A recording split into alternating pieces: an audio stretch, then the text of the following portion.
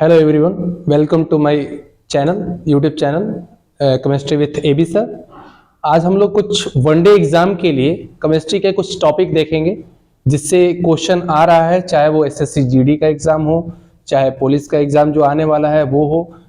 हर exam में chemistry से 2 या 3 या 4 नंबर के क्वेश्चन जरूर आ रहे हैं सब में। तो ये जरूरी है कि केमिस्ट्री को भी एक इंपॉर्टेंट सब्जेक्ट मान के हम लोग आगे बढ़ें या इसके टॉपिक को भी हम लोग पढ़ें अच्छे से, क्योंकि जहां अगर मान लो कुछ ही 6-7 चैप्टर्स हैं, अगर उसी से हमें क्वेश्चन मिल जाए, 3-4 क्वेश्चन या 3-4 नंबर मिल जाए तो बहुत अच्छी बात है। तो आज उसी के क्रम में हम लोग केमिस्ट्री के कुछ टॉपिक पढ़ेंगे, कुछ चैप्टर्स पढ़ेंगे जिनसे ज्यादा अनुमान लगाए जाते हैं ये क्वेश्चन आ सकते हैं। ठीक है, पहला जो चैप्टर है वो है पदार्थ का वर्गीकरण, जिसे हम लोग इंग्लिश में कहते हैं क्लासिफिकेशन ऑफ मैटर। अब उसमें हमने क्या पढ़ाया था, भौतिक मतलब फिजिकल बेस पर और रासायनिक आधार पर कैसे हम लोग पदार्थों को बांटते हैं। ठीक है, अगर भौतिक आधार पर देखा जाए तो पदार्थ ठोस, द्रव, गैस, प्लाज्मा और बोस-आइंस्टाइन कंडेंसेट पर बांटा जाता है। ठोस के बारे में आप लोग जानते हैं कि जो कठोर होता है, जिसका आयतन निश्चित होता है, जिससे अंतरा आणविक दूरियां कम होती है, अंतरा आणविक आकर्षण बल ज्यादा होता है, घनत्व ज्यादा होता है, उसे हम लोग क्या कहते हैं बाबू, ठोस कहते हैं। द्रव के बारे में जिनका आयतन फिक्स होता है लेकिन आकार फिक्स नहीं होता, इनका घनत्व जो है वो ठोस से कम लेकिन गैस से ज्यादा होता है। उसके अलावा अंतरा आणविक दूरियां जो है वो ठोस से ज्यादा होती है लेकिन गैस से कम होती है, और अंतरा आणविक जो बल है वो ठोस से कम लेकिन गैस से ज्यादा होता है, वो होता है हमारा द्रव। इसी समझिए, गैस जिसका ना ही आयतन फिक्स है ना ही आकार फिक्स होता है, इसका अंतरा आणविक दूरी बहुत ज्यादा रहती है और इनके मध्य में एक फोर्स काम करता है, वंडरवाल बल कार्य करता है। ठीक है बाबू, वंडरवाल बल कार्य करता है। और गैस जो है, गैस इनका डिफ्यूजन जो है बहुत जल्दी से ये फैल जाते हैं और इनका घनत्व जो है वो द्रव और ठोस की मात्रा में कम होता है। तो अगर मैं घनत्व का देखूं, जैसे अंतरा आणविक बल का देखो, पहला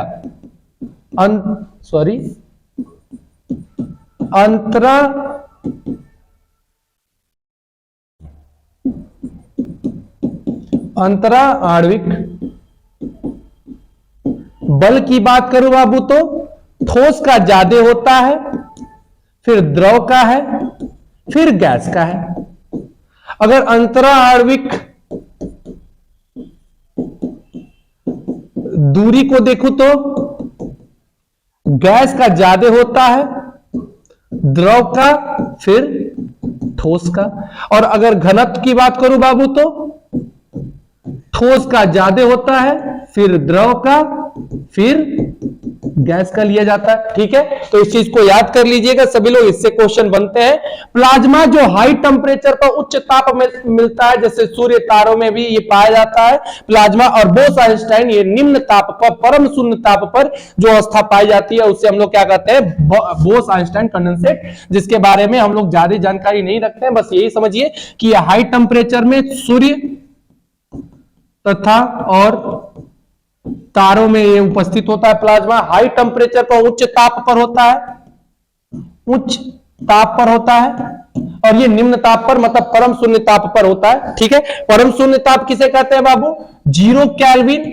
0 केल्विन मतलब 273 - 273 डिग्री सेल्सियस, ये होता है परम शून्य ताप। ठीक है, इसके बारे में याद कर लेना आप लोग अच्छे से।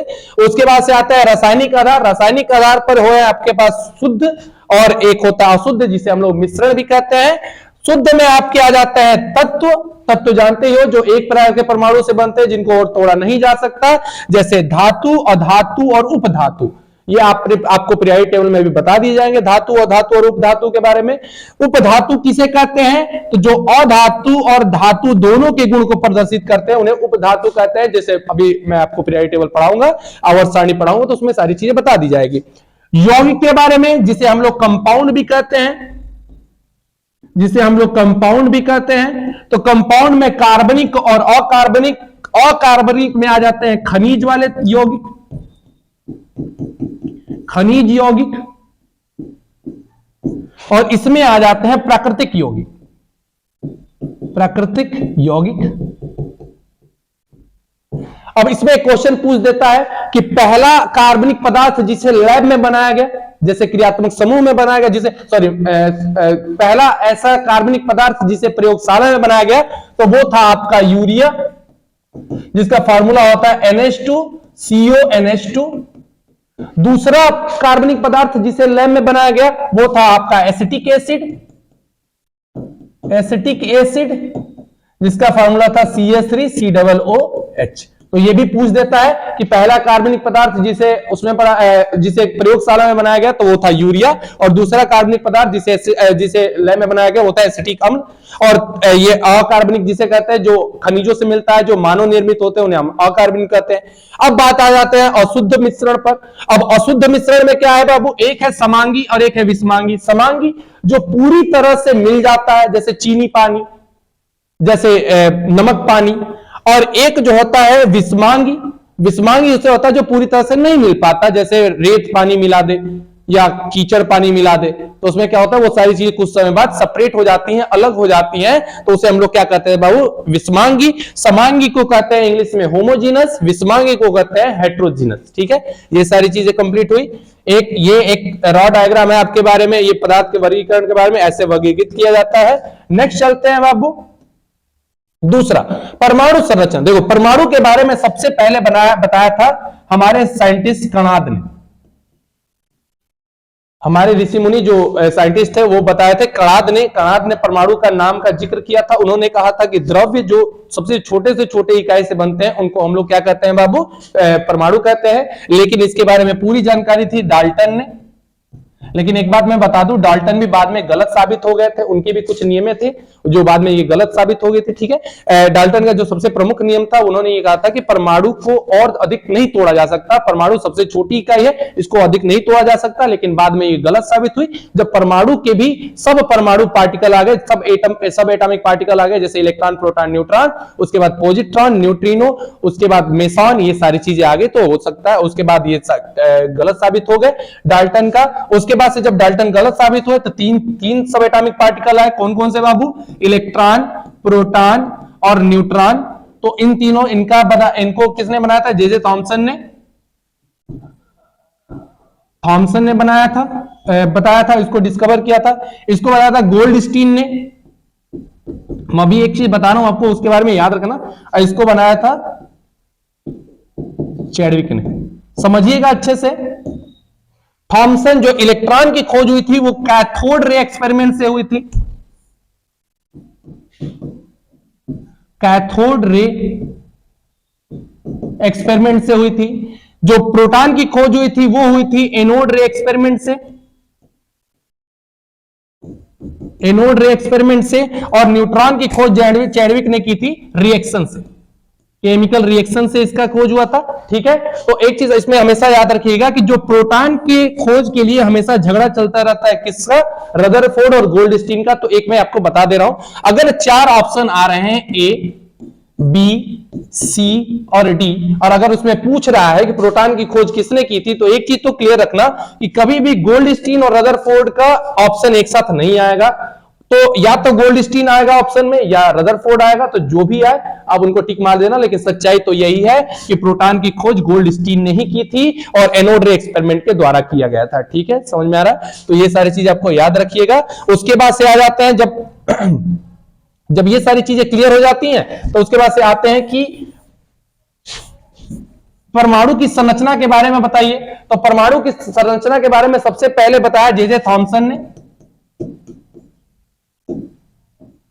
परमाणु की संरचना के बारे में सबसे पहले बताया जे थॉमसन ने इसकी परमाणु की संरचना को एक तरबूज जैसा साबित किया। जैसे हमारे पास तरबूज होता है, उसमें एक रेड वाला पोर्शन होता है जिसे हम खाते हैं, और उसके बीच बीच में ब्लैक कलर के पोर्शन होते हैं जिसमें बीज होते हैं। तो उनको समझने वाली बात यह है बाबू, सिंपल सी, कि जो बीज होते हैं, इन्होंने कहा कि वो निगेटिव चार्ज है, इलेक्ट्रॉन, और जो रेड पोर्शन था वो क्या था, उसे पॉजिटिव चार्ज उन्होंने बताया और कहा कि ये हमारा धनात्मक आयन है। और उन्होंने एक चीज बताया था कि जो ऋणात्मक आयन और धनात्मक आयन है वो दोनों हमेशा सेम रहते हैं, इक्वल रहते हैं, और इसीलिए जो हमारा परमाणु है वो उदासीन बना रहता है। लेकिन इसके बाद जो आए वो थे रदरफोर्ड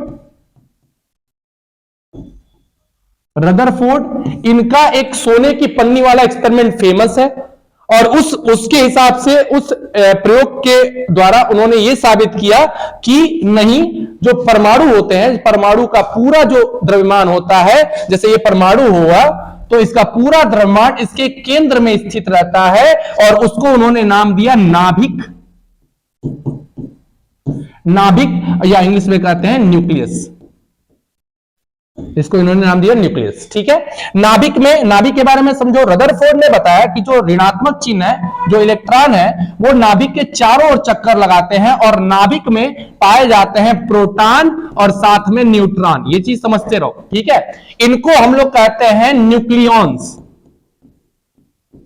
न्यूक्लियॉन्स बाबू, प्रोटॉन और न्यूट्रॉन दोनों को साथ में न्यूक्लियॉन्स कहा जाता है क्योंकि ये न्यूक्लियस में पाए जाते हैं और नाभिक के चारों तरफ इलेक्ट्रॉन एक कक्ष में चक्कर लगाता है, उसे हम लोग कहते हैं कक्ष। कक्ष, इसे सेल भी कहा जाता है। और इन सेल के बारे में बताया था नील बोर ने इसके बारे में कंसेप्ट दिया था कक्ष के बारे में, जिसको हम लोग एन से दिखाते हैं और एन को दिखाते हैं 1 2 3 4 और इसमें इनका नाम उन्होंने दिया, नाम दिया बाबू, K shell, L shell, M shell, N shell, dash. और पूछा जाता है कि हर एक कोष में, इनको कोष भी कहा जाता है, हर एक कोष में जैसे के सेल में, एल सेल में, एम सेल में, एल सेल में कितने इलेक्ट्रॉन भरे जा सकते हैं, तो उन्होंने एक नियम दिया था कि मैक्सिमम 2n² इलेक्ट्रॉन भरे जा सकते हैं। तो इलेक्ट्रॉनों की संख्या हो जाती है बाबू क्या, इलेक्ट्रॉनों की संख्या हो जाती है पहले कोष में 2, फिर से 8, 18, 32। ये इलेक्ट्रॉनों की संख्या होती है, मतलब हर एक कोष में, पहले कोष में 2, 8, 18 और 32। लेकिन देखो कई बार लोग क्वेश्चन पूछते हैं मुझसे कि सर आपने ये तो बता दिया कि तीसरे कोष में 18 भरे जाते हैं, लेकिन सर हम जब कैल्शियम को भरते हैं, कैल्शियम को, ये भी क्वेश्चन अच्छा है, जब कैल्शियम को भरा जाता है तो हम इसको ऐसे लिखते हैं 2 8 8 2। सर ऐसा क्यों, तीसरे वाले में हम 18 क्यों नहीं भरते? तो एक चीज ध्यान दो, ये बताता है अष्टक नियम। इसके बारे में कौन बताता है बाबू?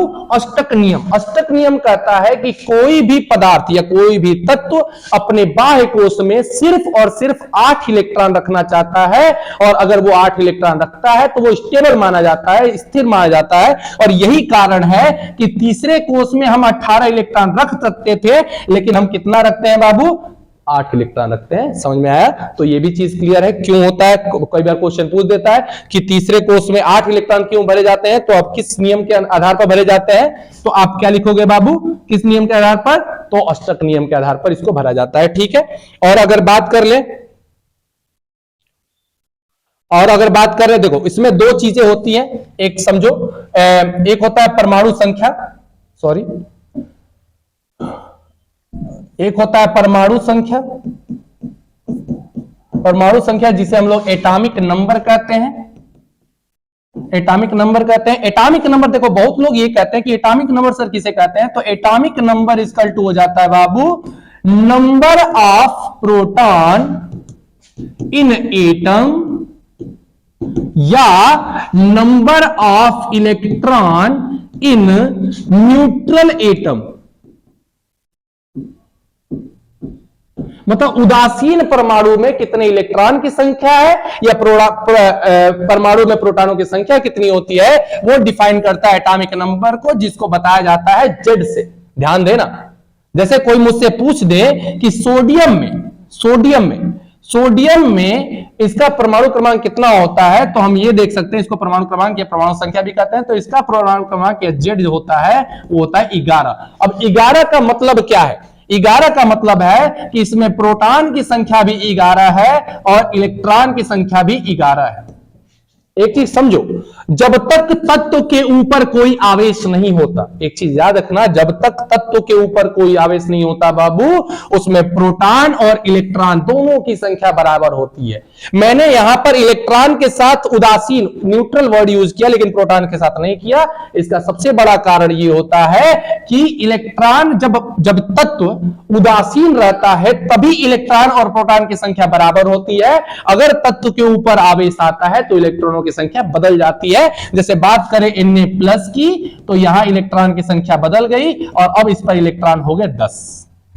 बात को समझो, समझ में आ रहा है? क्लियर है? 100%। चलो, तो ये हो गया आपके परमाणु संख्या या परमाणु क्रमांक के बारे में। अब है द्रव्यमान संख्या। द्रव्यमान संख्या जिसे हम लोग मास नंबर भी कहते हैं, मास नंबर भी कहते हैं। तो द्रव्यमान संख्या ए से दिखाया जाता है और ए इक्वल टू होता है number of proton plus number of neutron. ठीक है, जैसे अगर कोई बोले, देखो, और हम लोग कैसे रिप्रेजेंट करते हैं तत्वों को, तत्वों को दिखाते कैसे है बाबू, इसको कैसे दिखा सकते हैं? तो तत्वों को दिखाने का तरीका यह है कि यह हो जाता है संकेत या सिंबल कह लो, सिंबल ऑफ एलिमेंट। एलिमेंट नीचे लिख दिया जाता है परमाणु क्रमांक और ऊपर लिख दिया जाता है द्रव्यमान संख्या। जैसे अगर मान लो मुझसे कोई बोले कि ये सोडियम को थोड़ा दर्शाइए, तो सोडियम का संकेत ये है, सिंबल ये होता है बाबू, इसका परमाणु क्रमांक होता है 11 और इसका परमाणु द्रव्यमान संख्या होता है 23। तो सर अगर मान लो मुझसे बोल दे कि मुझे ए दे दिया, मतलब ए दे दिया द्रव्यमान संख्या और परमाणुओं की संख्या दे, मतलब परमाणु क्रमांक दे दे, तो न्यूट्रॉन की संख्या कैसे निकालेंगे बाबू? तो इसका भी एक नियम होता है, A equal to Z plus N. तो ए तो हम जानते हैं द्रव्यमान संख्या, जेड क्या है वो परमाणु क्रमांक, और एन होता है न्यूट्रॉन की संख्या। तो अगर मान लो इसका दिया गया है तो 23 इक्वल टू 11 प्लस एन, तो एन इक्वल टू हो जाता है कितना बाबू? 12। समझ में आ रहा है? ये हो गया, ये भी क्लियर हो गया। अब चलते हैं, इसमें 2-4 वर्ड है जिनके बारे में हम लोग पढ़ लेते हैं।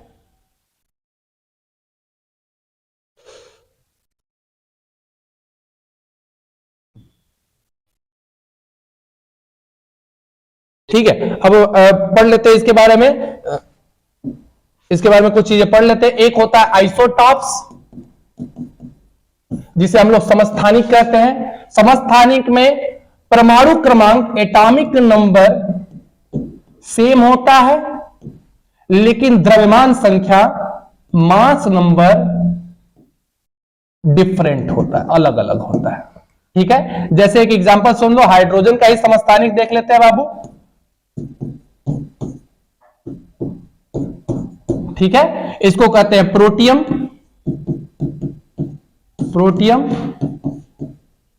ड्यूटेरियम और ट्रिटियम। ठीक है, ये समस्थानिक है। और एक होता है आइसोबार, इसे कहते हैं समभारी। इसमें एटॉमिक नंबर डिफरेंट होता है और मास नंबर, मतलब परमाणु क्रमांक अलग अलग होता है, लेकिन द्रव्यमान संख्या जो है वो सेम होती है। इसका सबसे अच्छा एग्जांपल है तुम्हारा आर्गन और कैल्शियम। बाबू देखो तो, दोनों के सेम है ना, लेकिन ये इसका 18 होता है, सॉरी इसका 20 होता है कैल्शियम का, तो ये दोनों अलग अलग है। तो ये क्या हो जाता है बाबू? समभारी। समभारी के अलावा एक और आते हैं, आइसो इलेक्ट्रॉनिक, ये भी एक वर्ड है जिसमें इलेक्ट्रॉन नंबर ऑफ सेम, अगर लिख सकते हैं तो सेम नंबर ऑफ इलेक्ट्रॉन की संख्या, समान इलेक्ट्रॉनों की संख्या। जैसे Na+, Mg2+, Al3+। Na+ में 10 इलेक्ट्रॉन, Mg2+ में भी 10 इलेक्ट्रॉन, Al3+ में भी 10 इलेक्ट्रॉन और CH4 में भी 10 इलेक्ट्रॉन। कार्बन के 6 और 4 10, तो 10 इलेक्ट्रॉन, तो इन्हें हम लोग आइसो इलेक्ट्रॉनिक कह लेते हैं। ठीक है, तो ये भी सारी चीजें इनको भी पढ़ लीजिएगा। नेक्स्ट चलते हैं बाबू, ये भी चैप्टर लगभग खत्म हुआ। नेक्स्ट चलते हैं रासायनिक आबंध के बारे में। रासायनिक आबंध दो तरह के होते हैं, एक सहसंयोजक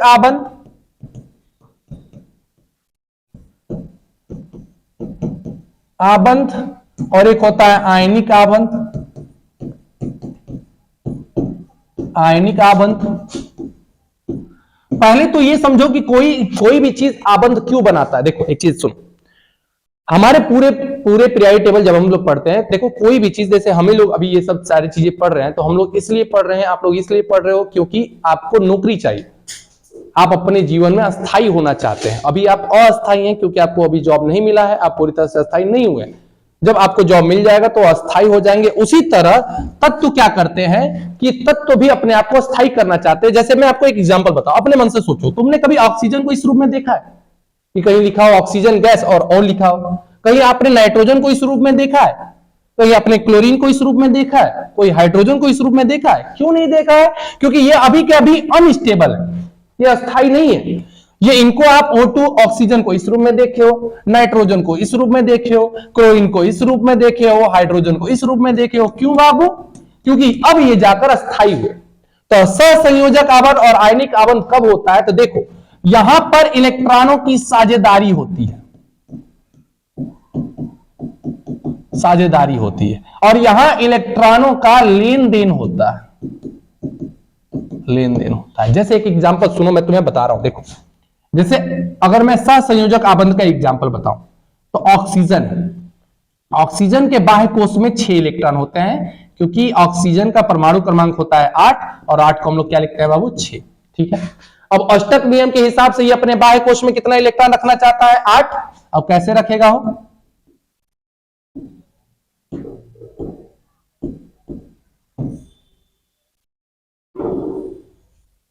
देखो तो अब 8 इलेक्ट्रॉन हो गए कि नहीं? अब जब 8 इलेक्ट्रॉन हो गए तो देखो एक आबंध को बनने में 2 इलेक्ट्रॉन की जरूरत होती है, तो यहां 2 आबंध बन रहे हैं। तो देखो एक चीज देख रहे हो, ये भी दो इलेक्ट्रॉनों की साझेदारी कर रहा है, ये भी 2 इलेक्ट्रॉनों की साझेदारी कर रहा है, दोनों के बीच में क्या बन रहा है बाबू? डबल बॉन्ड बन रहा है। ठीक है, अगर नहीं सर ये समझ में नहीं आया, एक और समझाइए। चलो नाइट्रोजन को देखते हैं। नाइट्रोजन का होता है परमाणु क्रमांक 7, तो इसको हम लोग कैसे लिखते हैं? 2 और 5। चलो लिख देते हैं।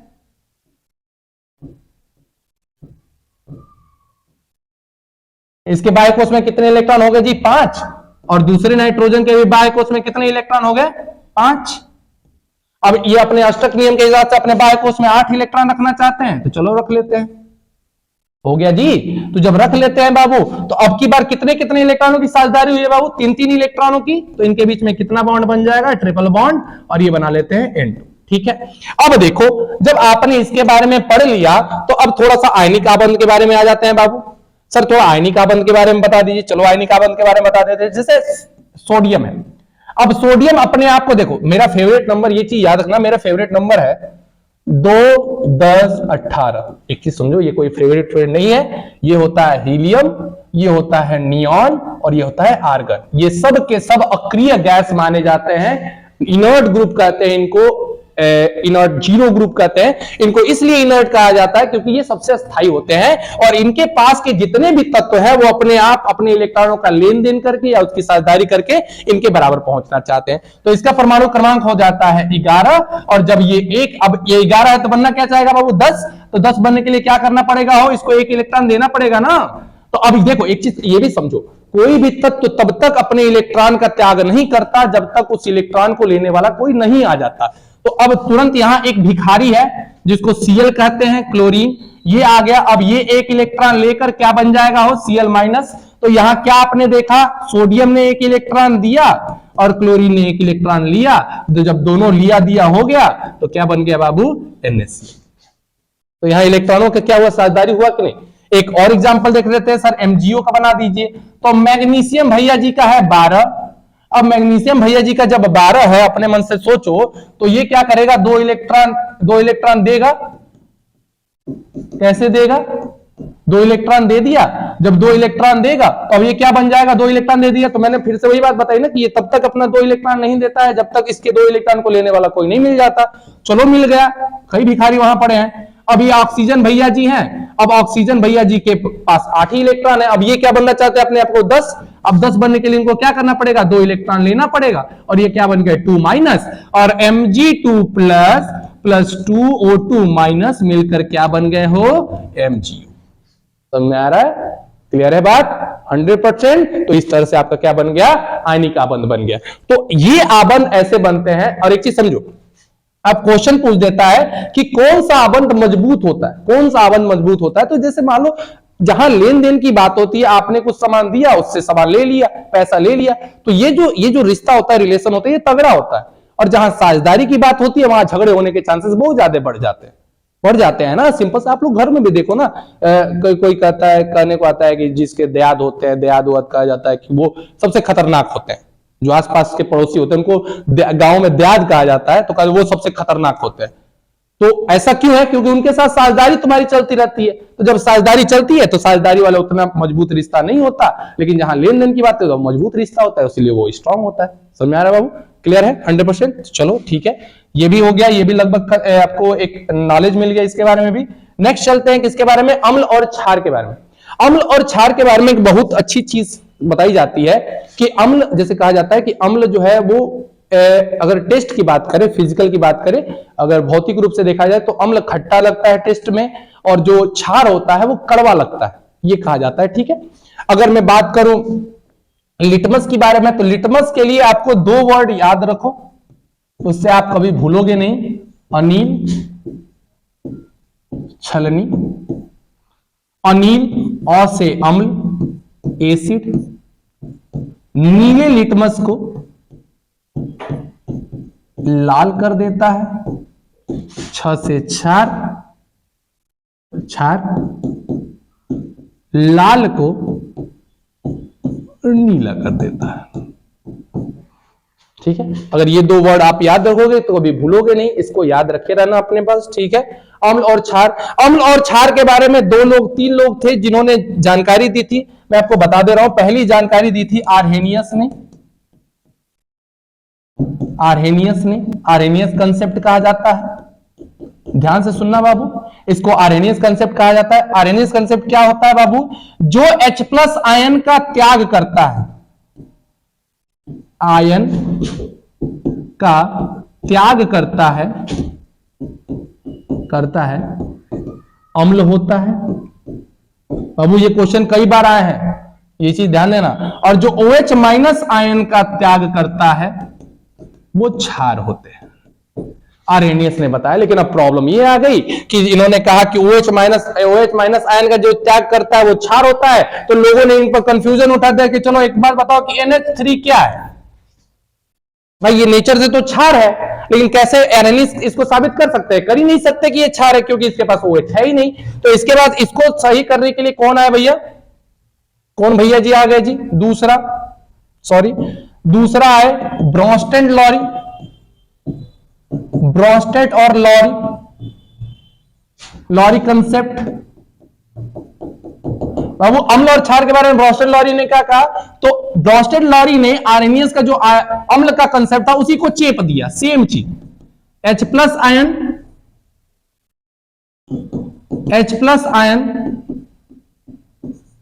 आयन का त्याग करता है अम्ल होता है। और जो H+ आयन, अब की बार देखो ध्यान से, दोनों में अंतर क्या है, जो H+ आयन ग्रहण करता है वो हो जाता है क्षार। तो NH3 जो है बाबू याद रखिए, NH3 जो है एक H+ लेकर अमोनियम आयन बना लेता है, अमोनियम आयन बना लेता है। ठीक है, तो ये अब ब्रोंस्टेड लॉरी के हिसाब से ये साबित हो गया कि NH3 क्या था। लेकिन अब इनमें भी लोगों ने गलती निकाल दी। अब एक चीज बताओ कि CO2 क्या है, ये भी कंफ्यूजन है ना। अब देखो ये दोनों लोग तो एक ही ढर्रे पर चल रहे थे, H+ और OH- पर। अब लोगों ने इन पे कंफ्यूजन उठा दिया कि अब एक बात बताइए कि OH क्या है, CO2 क्या है। अम्ल है कि क्षार है, क्योंकि नेचर से तो वो अम्ल गुण प्रदर्शित करता था, उसको कैसे साबित करेंगे? तो जो मेन हीरो की एंट्री हुई वो सबसे लास्ट में हुई और उसको कहा गया क्या? Lewis concept. Lewis concept. अब लेविस कंसेप्ट क्या था? पहला लेविस कंसेप्ट ने कहा कि जो इलेक्ट्रॉन पेयर का त्याग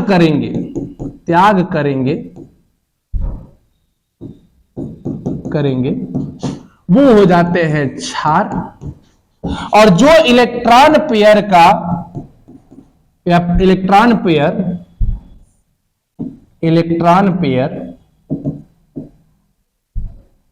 ग्रहण करेंगे